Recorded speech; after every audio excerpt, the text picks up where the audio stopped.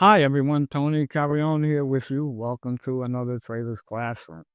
I got an email the other day from a subscriber who basically was describing, I think, a situation that all of us have gone through at one time or another. Okay, which is you're working with the wave principle to try and frame your trades. You can count a pattern that is complete. Okay, you have that excellent Elliott Wave evidence that it is complete. You have Fibonacci evidence that it's complete. And so you initiate a trade based on that. And then the trade doesn't work out. Okay, it ends up going south and you end up losing money. Okay, and so the subscriber asks, well, how can I avoid those situations? So to answer that question, we're going to look at crypto charts. So the only reason they're crypto is because they highlight what the issue is and how best to answer the question, only because this is what I was working on at the time that the email came in, and I thought, okay, well, this is perfect, for today's lesson. So we're looking here at a chart of Cardano, which is a very popular cryptocurrency. Okay, so here in this case, we had all the Elliott wave evidence that appeared that this C wave was complete. Okay, we had an expanding ending diagonal for wave C. Okay, we got the price action that typically follows the conclusion of an ending diagonal, a sharp and swift reversal in the other direction. The Fibonacci projection for the end of green wave C, based on it being a 0.618 multiple of wave A, was here at 0.6637. The actual high was at 0.6643. So we're not going to quibble over a difference of 6 cents.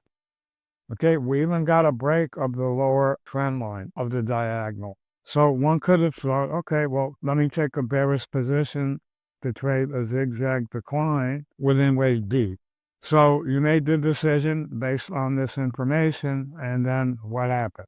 This is 2 days later on the 26th. Not only did it not go lower, instead, it reversed to a new high. So if you'd have taken a bearish position on Friday, by Sunday, you'd have lost money. Okay, so now let's go to the question. Just on the basis of the wave pattern, how can we avoid a trade or taking a trade that could work against us? So that is the importance of key levels. Key level is one that can either support an analysis or change it if it's violated, right? In other words, the calc gets blown out. Now, we don't make key levels. The market makes them. All right, we just try to identify where they are.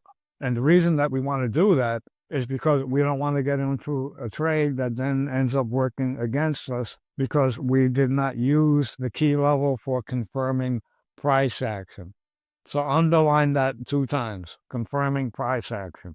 That is what we want to see before we take a risk and commit any funds. Okay, so here in the Cardano trade, we've been thinking of trading the zigzag decline for wave B.